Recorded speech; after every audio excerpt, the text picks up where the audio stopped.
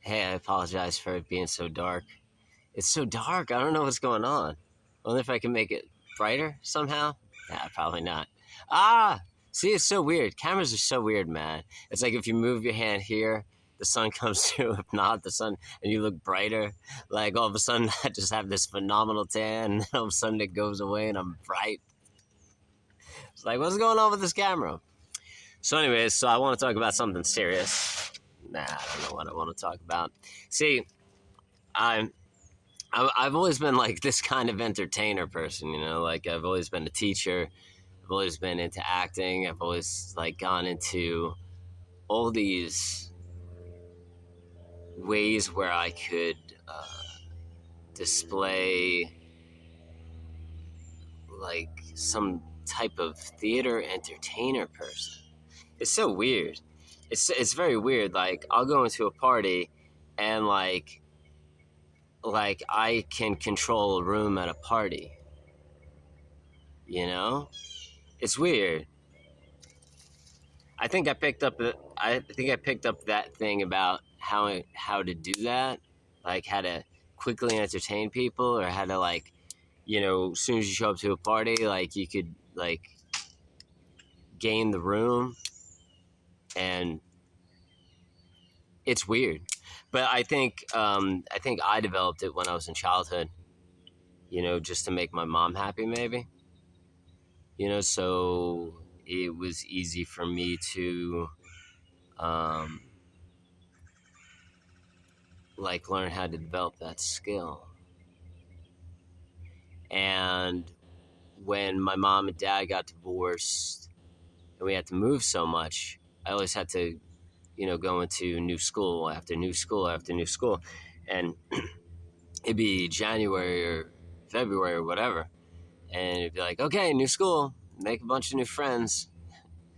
So you'd have to go in there and like act in a way where you would get attention or you would be good at certain things so people would like you so you could have new friends. And then sometimes it worked where the men and the women liked me. Sometimes it didn't work. Sometimes it was like the women liked me, and sometimes the men didn't like me because, like, you know, depending on the woman's situation. It was weird. It was weird growing up, and I had these seizures when I was a little kid. I think the seizures I developed from age 3 to like age 5, and then they kind of faded out. But age 3, they were really bad. And I've always moved much slower than most average people, where I could keep up with people for a little bit. You know, when I'm interacting, you know, I could like turn it on and be like, okay, now I'm interacting with humans. I have to turn this mechanism on so I can interact with them. And then I'll turn on the mechanism to interact. And then as soon as I'm done interacting, I'll fall into my like normal state, and I'll just be very, very slow. And it will be to the point of no existence, where I'm in this flow state where I need nothing and I am nothing. I'm no longer here. I'm dissolved. And I could do that in any way. I could do that by looking at a leaf, but I don't give the leaf a name. I could do that by drawing. I started drawing at a very young age. Wow, this is really way too dark. That's so weird. It's so dark. Hold on, let me pause it. Okay, so anyways, I've never been able to keep up because when I'm interacting with people, I'm just interacting with people. Ah, it's still dark, man. What the fuck? Hold on. Okay, that's somewhat better. Yeah. So anyways, so when I'm interacting with people, I'm just interacting with people. But when I'm away from people, I just drift and I just go. And I think when I was younger, it was more of a form of like disassociation, but also like escapism, because my life was so terrible. I would just like sit in solitude by myself and just like draw for hours and hours and hours and hours, and I would just dissolve, and I wouldn't even be me. I would just draw for hours and hours and hours and hours, and I would do nothing but draw. Even when I was like in elementary school and middle school, my mom would do all my homework for me, so I could just draw, and I would just go, and I just go, and by the time I got to college, I got accepted to, I got, scholarships and full rides, just from my art abilities. And I got accepted to like the three best art schools in the country, like RISD, Maryland, Chicago. Their art institutes, one in Chicago that Jojo Keefe went to, because it's like when you reach that level of dissolving, where you're present and you're creating, you're that's where true creation and beauty comes from, and people pick up on that, and they're like, "Holy crap, this is insane! What this person's doing." Because he's able to enter a state where he's no longer existing. That's how present he is while he's creating. And because he falls into that state, he needs nothing else. He doesn't need people. He doesn't need water. He doesn't need food sometimes. He doesn't need anything. He's just addicted to the flow state. And that's the way it is with some violinists you see and piano players that you see.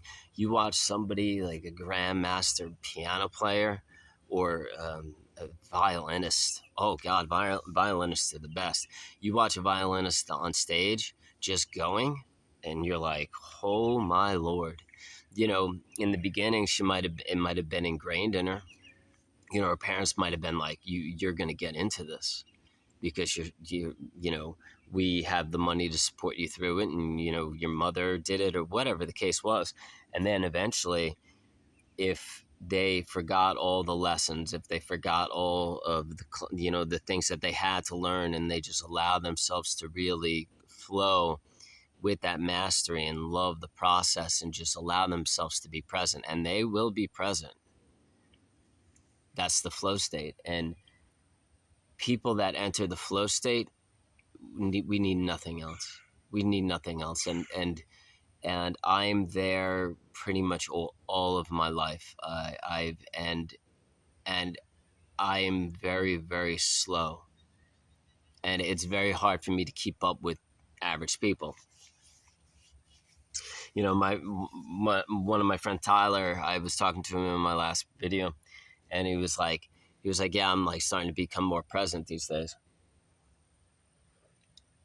I was like, you got a lot of responsibilities to do throughout the day, Tyler. I'm like, you got to clean a lot of temples. I'm like, if you really fall into the moment of stillness and presence, you're gonna move really slow, and your Baba Ram master, whatever he is, like it's gonna be too slow for him, and he's gonna have a problem with that because he's not in the flow. The grandmaster Puba god that did clean the temples, he was never in flow. He was never in the flow state when he did all the temples, because there was too many temples to shine, polished with the orange bronze oil thing. So he had to zip through all of them.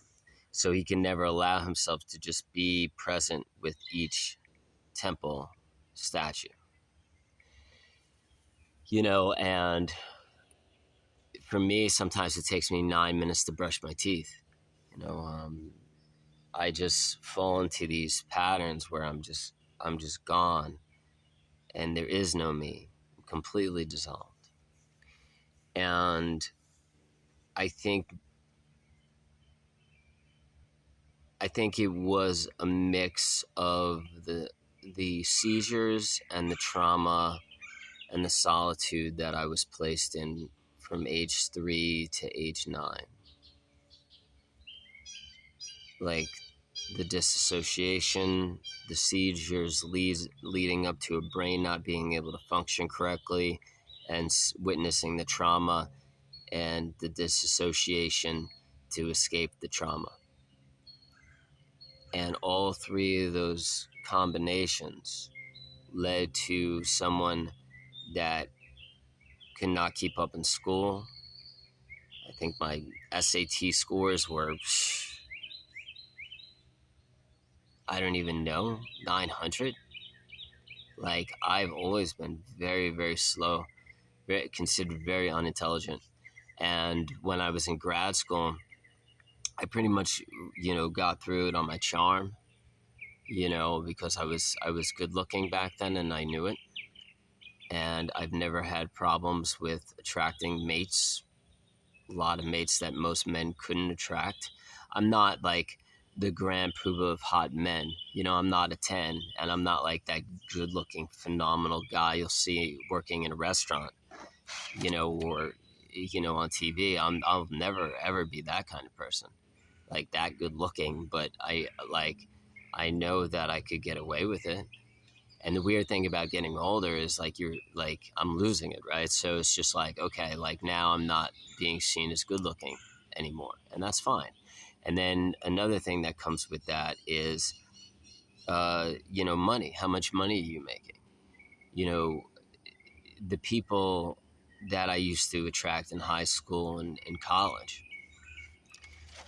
you know, now that high school and college aren't a thing, because back then a lot of people, some people did care about like status and money and that kind of thing and what family you came from, but a lot of people didn't care about that kind of things. They just like, they connected with somebody, they got along with somebody, they found somebody attractive, and they played the same sports, or they were into the same thing, like, and then they just started making out. It's like, and or they started hanging out, and then like they kissed, and then everything was beautiful.